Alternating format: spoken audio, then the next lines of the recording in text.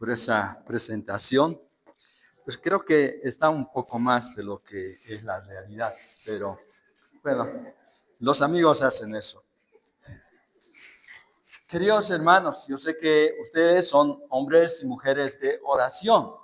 Por eso mismo atrevo a hacer lo siguiente, presentar esta guía de oración misionera.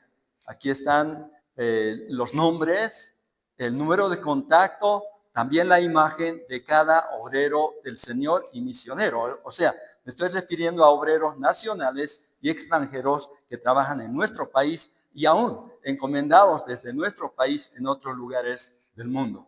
Así que, hermanos, van a encontrar a la salida, pues quisiera que cada hogar tenga una guía de oración misionera y oren por los obreros, los siervos del Señor.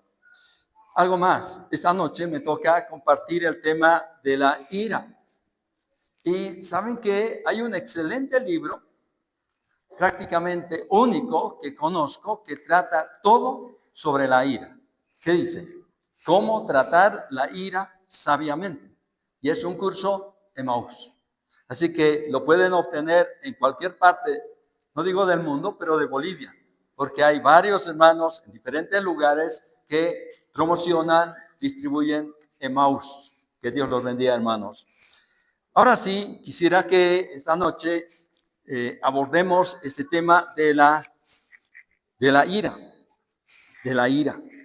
Cuando el Señor Jesucristo entró a la ciudad de Jerusalén, fue también al templo y allí dice Juan capítulo 2, los versos 13 hasta el 17, estaba cerca la Pascua de los judíos y subió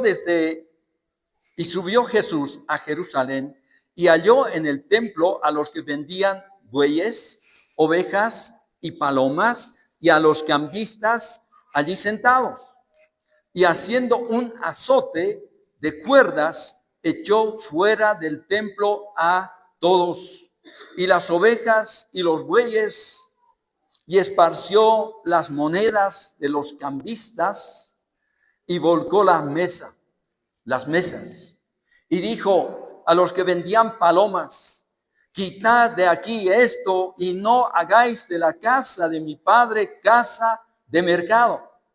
Entonces se acordaron sus discípulos que está escrito: el celo de tu casa me consume. ¿Qué decimos de la ira? ¿Es bueno o malo? ¿Es bueno o malo?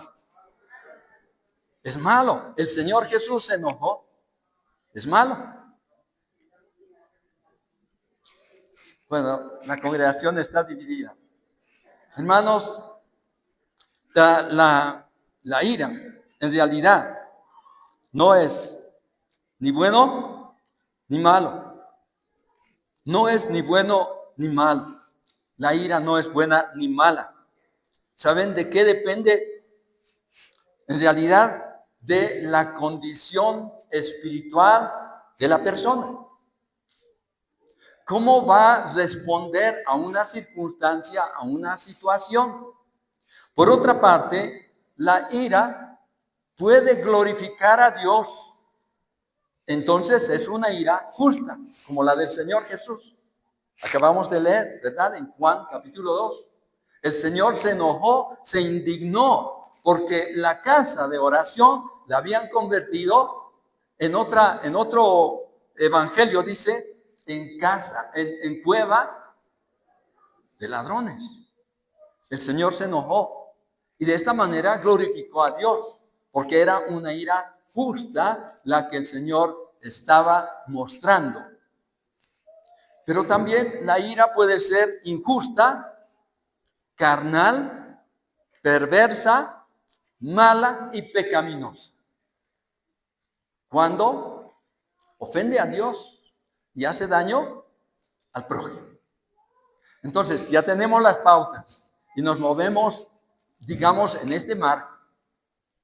¿Cómo estamos actuando con esta emoción? Porque en realidad la ira es una emoción, no es una conducta, es una emoción. ¿Cómo manejamos la ira? En realidad, la ira del Señor es una ira justa, como dije. Pero ¿quién no se enoja? En este sector, ¿hay alguno que no se enoje? Allá, hay alguien, dice, ¿no? Pero quizás no escuchó bien la pregunta, le perdonamos. ¿Quién no se enoja?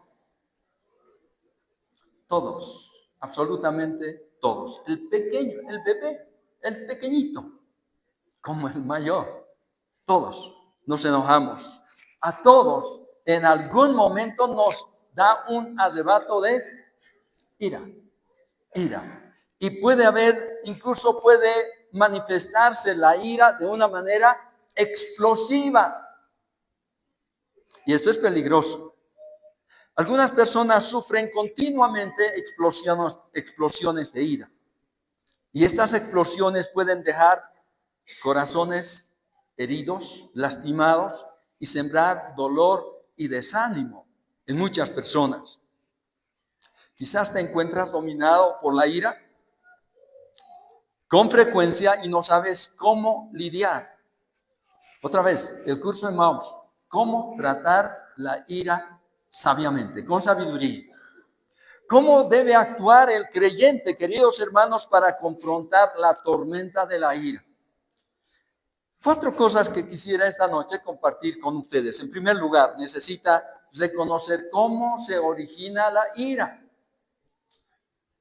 ¿Cómo es que de pronto yo me encuentro arrebatado por la ira y no sé cómo controlar?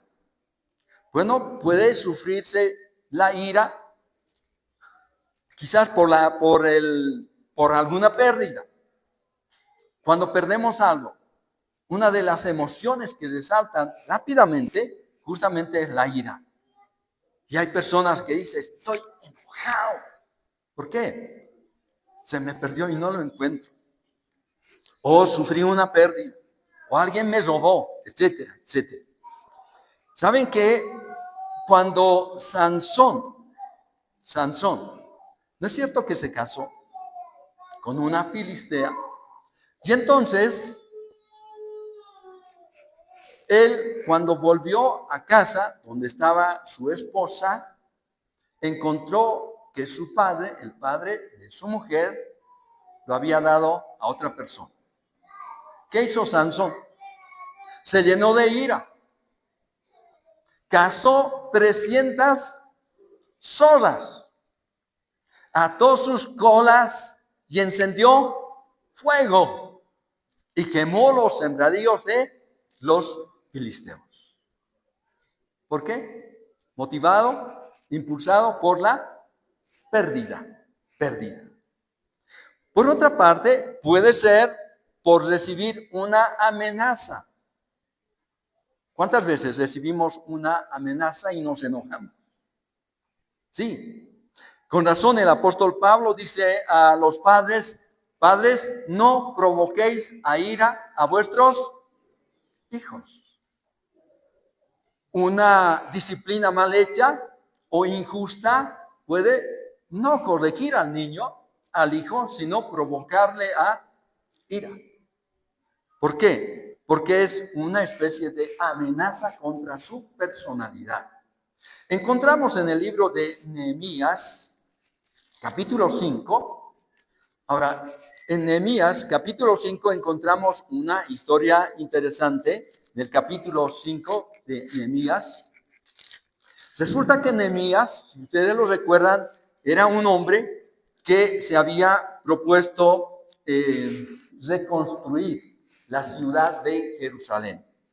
Pero entonces, algunas personas con doble intención se propusieron ayudarle. Le propusieron ayuda para reedificar los muros de Jerusalén. Y entonces en los versos 6 y 7 leemos, y me enojé en gran manera.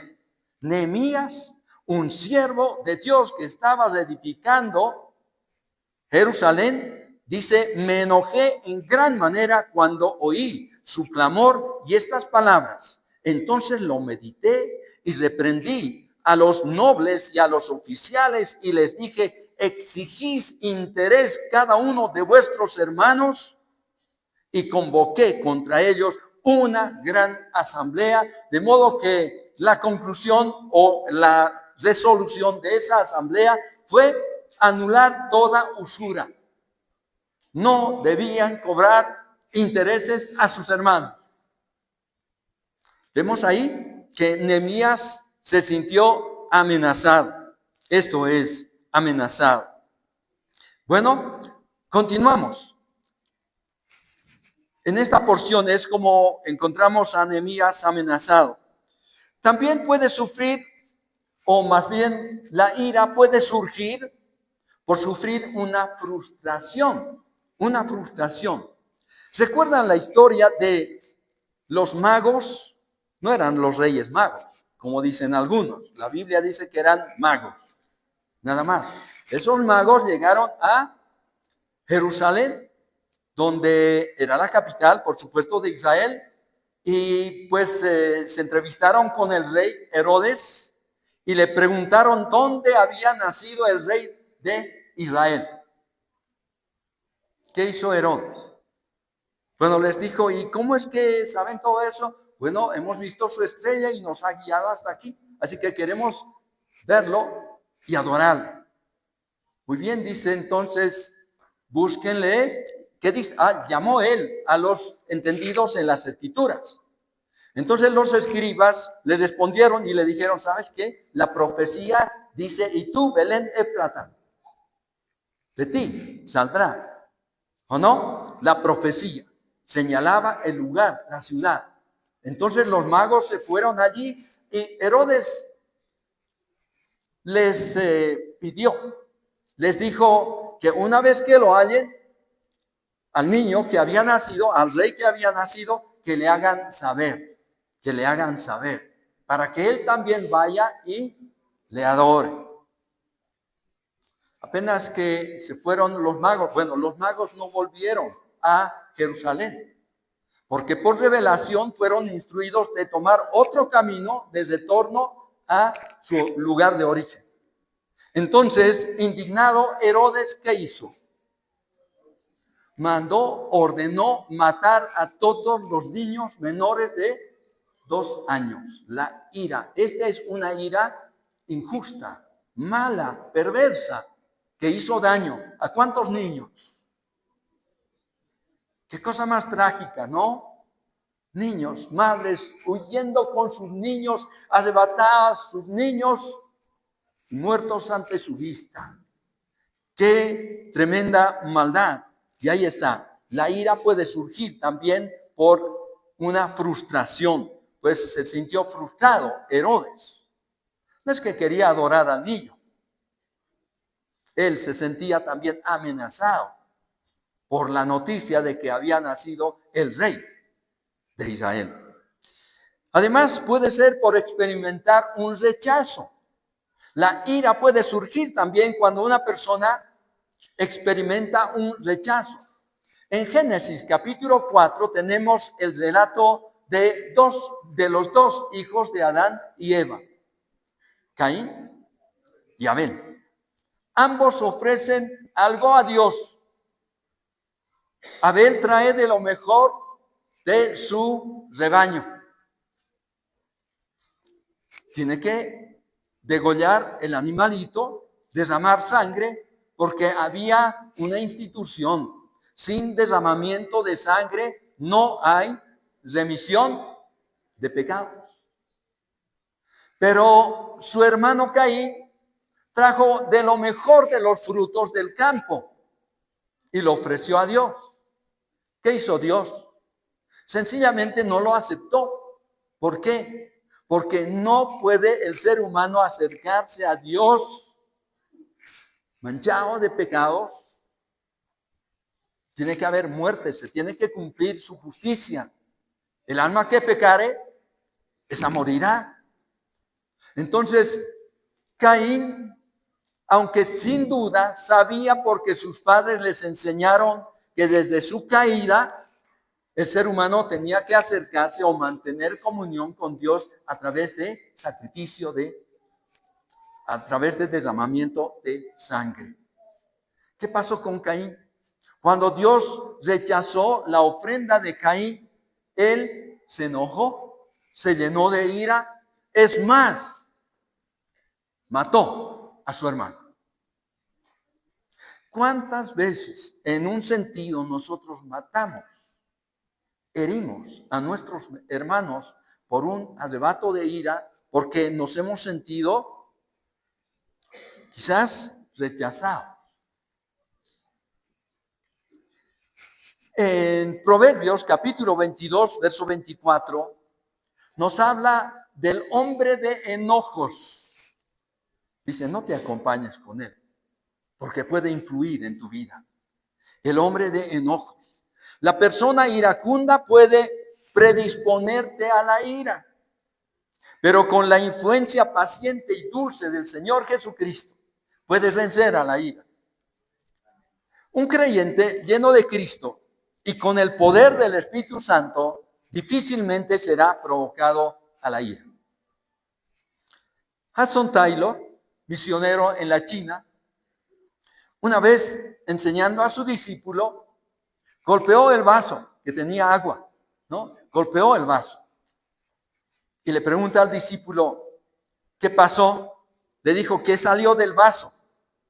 Por supuesto, agua. Así es, le dice Hudson Taylor. Cuando un creyente es golpeado en la vida, entonces, si está lleno de la carne, es la carne que va a salir. Pero si está lleno del Espíritu, ¿qué es lo que se va a manifestar en el momento de la prueba? Hermanos, sin embargo, la ira puede surgir por la influencia iracunda de personas que tienen esa tendencia, hasta cierto punto, esa conducta, lamentablemente. ¿Cómo debe actuar entonces el creyente para confrontar la tormenta de la ira? Y esto es el número 2. Necesita seguir el ejemplo del Señor Jesucristo. Aprender de la persona del Señor Jesús disminuirá los sentimientos de ira y dará seguridad a los impulsos naturales y guiará al comportamiento justo cuando estemos enojados. Vamos a leer una porción muy preciosa, escrita por el apóstol Pedro, por supuesto inspirado por Dios. Ahí en Primera de Pedro, capítulo 2.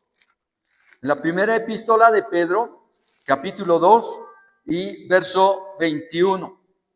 Pues para esto fuisteis llamados, porque también Cristo padeció por nosotros, dejándonos ejemplo para que sigáis sus pisadas, el cual no hizo pecado ni se halló engaño en su boca, quien cuando le maldecían no respondía con maldición, cuando padecía no amenazaba, sino encomendaba la causa al que juzga justamente. ¿Quién llevó él mismo nuestros pecados en su cuerpo sobre el madero, para que nosotros, estando muertos a los pecados, vivamos a la justicia, y por cuya herida fuisteis sanados? Qué preciosas palabras, ¿no les parece? Acerca de nuestro Señor Jesucristo, un verdadero ejemplo que ante la provocación, ante palabras maldicientes, el Señor no reaccionó así. Él perdonó, Él oró por estas personas. Y aunque tenía todo el poder para destruir a todas las personas que le estaban haciendo daño, el Señor no lo hizo. Así que, hermanos, aumentar nuestro conocimiento, crecer en el conocimiento del Señor Jesucristo, conducirá a una transformación para ser más como Él. Cuando la persona iracunda puede ser inducida a la ira, es decir, con la persona iracunda puede ser inducido a la ira, pero con la persona del Señor Jesucristo aprenderás amor, humildad, compasión y paz. Una señora preguntó, ¿y qué hago? Mi esposo es iracundo. ¿Me aparto de su compañía? No.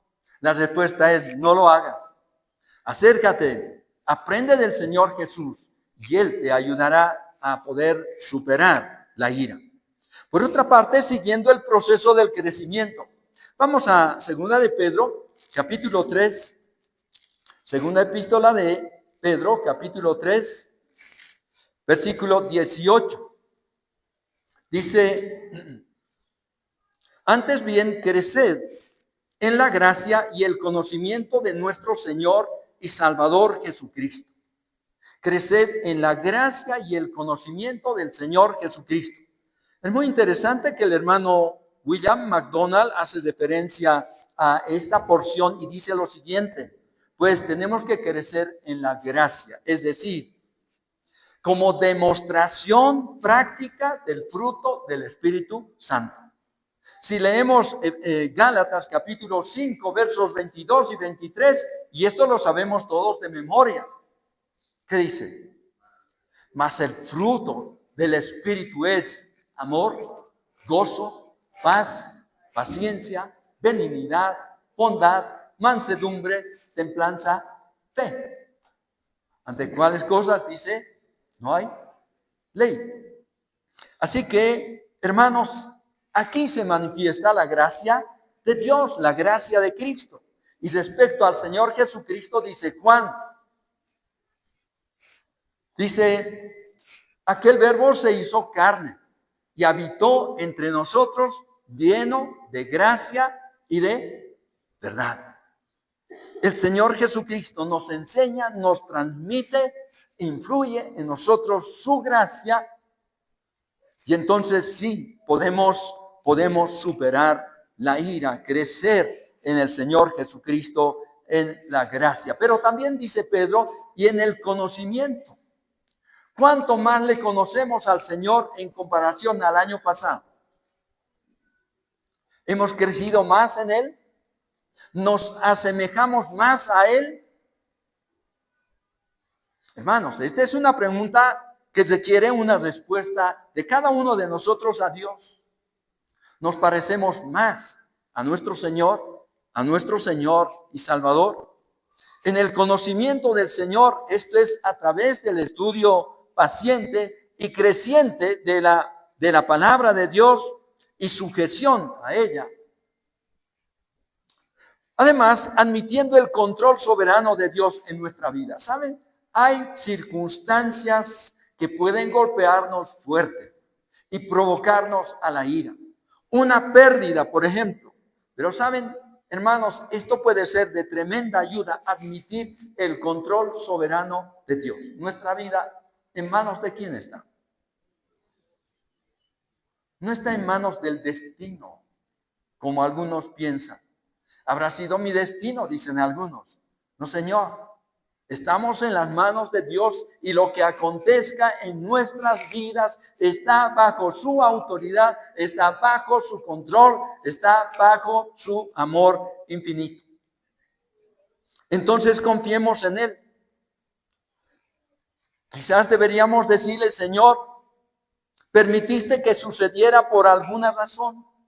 Haz como tú quieras, confiaré y me regocijaré en ti. Quiero contarles una historia tremenda, otra vez de Hudson Taylor, un misionero en la China. Él perdió 3 hijos estando en la China, 3 de los 7 hijos que tenía. Después de enviar a sus hijos a Inglaterra, a sus 4 hijos, murió también la esposa. 4 muertos en total. ¿Saben cuál fue la reacción de Hudson Taylor? Dijo, vi que era bueno para el Señor que se la llevara. Ciertamente bueno para ella. Y en su amor se la llevó sin dolor. Y no menos bueno para mí que de ahora en adelante debo trabajar y sufrir solo. Aunque no solo, pues Dios está más cerca de mí que nunca. Y ahora tengo que contarle a Él todas mis penas y dificultades, como solía contárselas a mi querida María. Hudson Taylor atribuyó todo a la bondad, a la soberanía, al gobierno del Señor. ¿Cómo actuar? ¿Cómo debe actuar el creyente para confrontar la tormenta de la ira? ¿Saben? Necesita poner en práctica los consejos de Dios. Y aquí los consejos. Tenemos a lo menos unos 5 consejos que quisiera que tomen nota. En primer lugar, buscando la paz con Dios y cultivándola. En Romanos 5:1 leemos que dice, justificados pues, dice, por la fe tenemos paz con Dios por medio de nuestro Señor Jesucristo. Hermanos, tenemos paz para con Dios. Estamos en paz con Dios. Esto es importante y debemos buscar la paz con Dios. Quienes aún no conocen al Señor Jesucristo necesitan conocerlo y acercarse a Dios por medio de Él para tener paz, para estar en paz con Dios. Esto se obtiene cuando una persona deposita su fe en el Señor Jesús. Entonces Dios declara la paz con esa persona y no le va a perseguir más su justicia. ¿Por qué? Dios le ha perdonado en Cristo. Por otra parte, viviendo bajo el gobierno de la paz de Dios. El apóstol Pablo en Colosenses 3:15 dice, y la paz de Dios gobierne en vuestros corazones. La paz de Dios gobierne. Que la paz de Dios domine, controle vuestros corazones. Cuando un creyente está bajo el gobierno de la paz de Dios, ¿qué le puede turbar? ¿Qué le puede turbar? Saben, las circunstancias que nos rodean producen turbación, y es cierto, y falta de paz. Pero cuando la paz de Dios gobierna en nuestros corazones, podemos gozar la paz que el Señor tenía e infundía con su presencia. ¿Recuerdan ustedes cuando los discípulos iban en una barquita y se desató una fuerte tempestad? Y los discípulos luchaban porque la barca casi se anegaba. ¿Qué estaba haciendo el Señor? ¿Qué? Durmiendo. Estaba descansando porque tenía un cuerpo físico como el nuestro, que se cansaba, que sentía sed, necesitaba dormir, tenía mucho trabajo que hacer y los discípulos prácticamente le llaman la atención, ¿no? Le dicen, no tienes cuidado de nosotros que perecemos. Y el Señor se incorpora y dice al viento, calla, y al mar, enmudece. ¿Y qué? Se hace una paz única a la voz del Señor. Hermano, hermana, si tu alma está siendo turbada por una tormenta atroz de la ira, ¿acaso el Señor no puede traer paz a tu alma, a tu corazón? Tomando también medidas prácticas cuando hay un consejo, cuando te incendias, cuando de alguna manera el fuego te atrapa, ¿qué hacer? Fíjense el consejo práctico que se da. Detente. Si sigues corriendo, alimentas más el fuego, oxigenas más y vas a quemarte más rápido. Entonces, ¿qué hacer? Detente. Cuando te estás quemando, detente. Haz alto en tu vida. Humíllate delante de Dios. Si es posible, dobla tus rodillas. Ora fervientemente. Detente. Número 2. ¿Qué dice? Rueda, ¿no? Cuando te estás incendiando, detente, para. Luego, ponte al suelo y rueda. El suelo puede apagar, puede quitarle oxígeno al fuego y apagarse. Entonces, ¿qué? Rueda. Demora la reacción. ¿Cuántas veces han escuchado decir, cuenta hasta 10 cuando, antes de decir algo, cuando alguien te provoca, cuenta hasta 10? Es buen consejo, o sea, demora la reacción, espera, domínate un poco tú mismo. No digas palabra, no hagas ninguna acción rápida, espera. 3, es bueno sustituir los pensamientos de ira por pensamientos espirituales. Porque como dijo el Señor Jesús, porque de la abundancia del corazón habla la boca.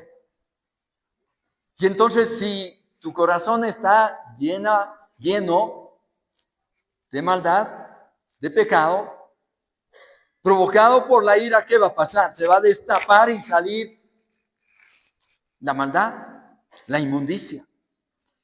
También el apóstol Pablo escribe a los Corintios, en 2 Corintios 10:5, y les dice, derribando argumentos y toda altivez que se levanta contra el conocimiento de Dios y llevando cautivo todo pensamiento a la obediencia de Cristo. Hermanos, tenemos que llevar todo pensamiento a la obediencia de Cristo. Sí, y bajar el volumen de la voz. Bajar el volumen de la voz cuando alguien te ha provocado a la ira. Lo más natural es hablar fuerte, ¿o no? Y si la persona dice algo más, ¿qué hacer? Aumentar el volumen aún.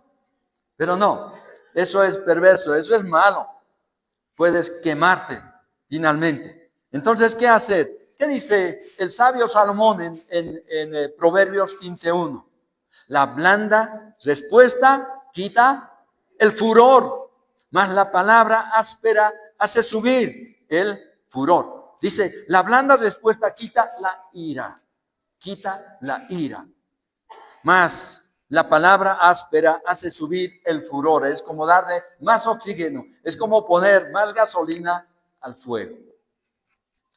Además, verificando nuestra condición interior. Hermano, hermana, yo le invito a mirar a su vida interior. No mire al que está a su lado. Piense en sí mismo, mire hacia adentro de su ser. ¿Qué tipo de ira hay en su corazón? Quizás hay una ira no resuelta. Usted está enojado, enojada por algo y contra alguien. Hay una ira reprimida, guardada por alguna ofensa recibida.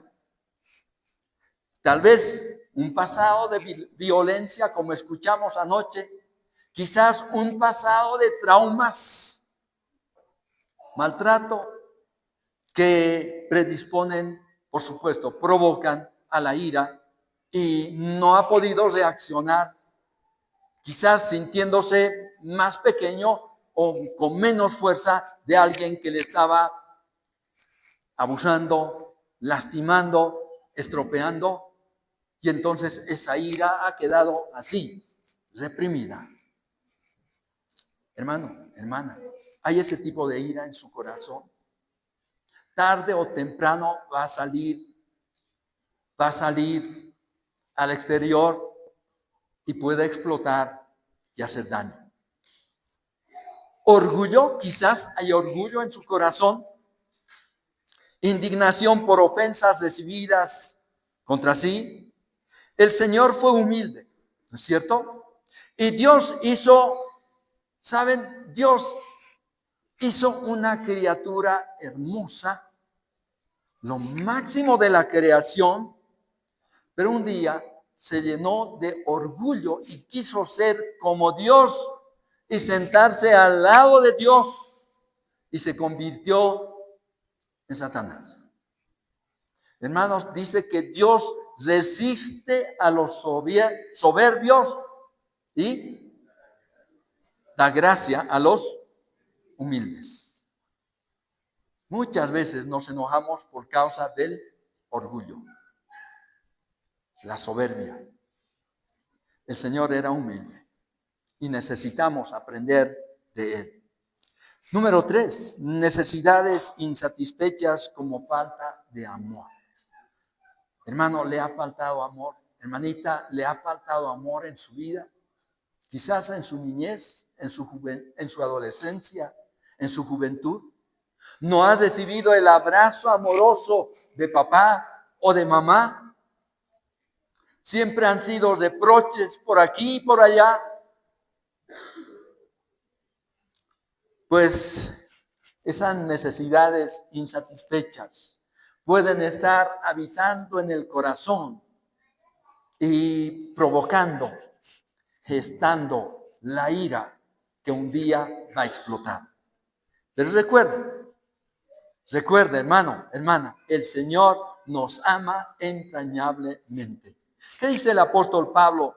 Mas Dios muestra su amor para con nosotros en que siendo aún, ¿qué? Pecadores, Cristo murió por nosotros.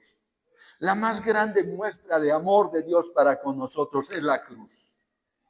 Allí el Señor Jesús entregó su vida para mostrarnos que nos ama y nos ama entrañablemente y no quiere nuestra condenación eterna, sino nuestra felicidad y nuestra vida eterna en presencia de Dios.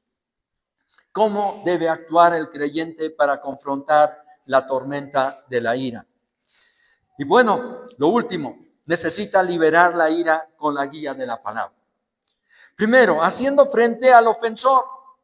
En Filipenses 4, el apóstol Pablo escribe a los filipenses y les dice, ruego a Evodia y a Síntique que sean de un mismo sentir, porque veía amenazada la iglesia a un cisma, una división, una separación. Ya habían algunas grietas que aparecían en alguna pared. Evodia y Síntique, que antes se sentaban juntas, ahora están alejadas.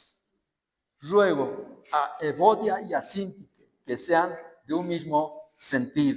Hermanos, es importante hacer frente al ofensor. Es mejor la reprensión, dice el libro de los Proverbios, es mejor la reprensión manifiesta que el amor oculto, ¿no? A veces podemos decir yo amo, pero nunca decir que realmente ama, sino que oculta su amor. Pero dice, es mejor la reprensión manifiesta.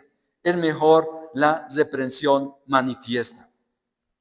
Por otra parte, algo más que debemos aprender en la palabra, es mejor para guardar la unidad de la iglesia, tener que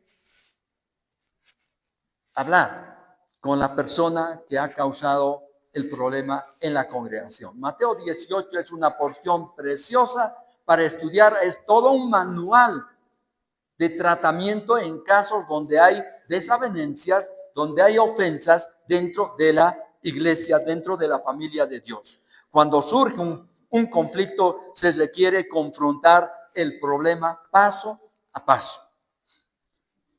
Y luego, haciendo uso del remedio más eficaz, hermanos, la medicina más eficaz, ¿saben cuál es? El perdón. El perdón.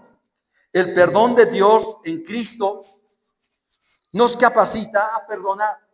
De la manera que Dios os perdonó en Cristo, dice, tenemos que también nosotros perdonar. Estamos dentro de la esfera de la gracia de Dios porque se nos perdonó. Y entonces podemos y debemos también perdonar. Cuando la reprensión guía al arrepentimiento, ¿qué hacer? Si tu hermano peca contra ti y se arrepiente y viene 70 veces, ¿qué vas a hacer? Dice el Señor, perdónale. Cuando la reprensión no persuade al ofensor, no persuade al arrepentimiento, se le debe perdonar en el corazón, aunque no se le exprese el perdón hasta que la persona reconozca su ofensa. Y pueda decir, entonces sí, estuve dispuesto de perdonarte siempre. ¿Cómo debe actuar el creyente para confrontar la tormenta de la ira? Vamos a recordar 4 cosas. Número 1, necesitas reconocer cómo se origina la ira. 2, necesita seguir el ejemplo del Señor Jesucristo. Y 3, necesita poner en práctica los consejos de Dios. Y finalmente, necesita liberar la ira con la guía de la palabra. Así que, hermano, hermana, usted necesita decidir poner atención a este defecto de carácter para que no sufra pérdidas, como Caín, que perdió a su hermano por causa de la ira, el enojo. Como Moisés, que perdió el privilegio de poder introducir a toda una nación a la tierra prometida y entrar junto con ella a la tierra de bendición. Como Saúl, por la ira, perdió también el reino. Hermano, hermana, usted necesita confrontar la tormenta de la ira, al ataque de la ira, con los recursos espirituales que nos proporciona la gracia de Dios, la palabra de Dios, el Espíritu de Dios en nosotros. Amén.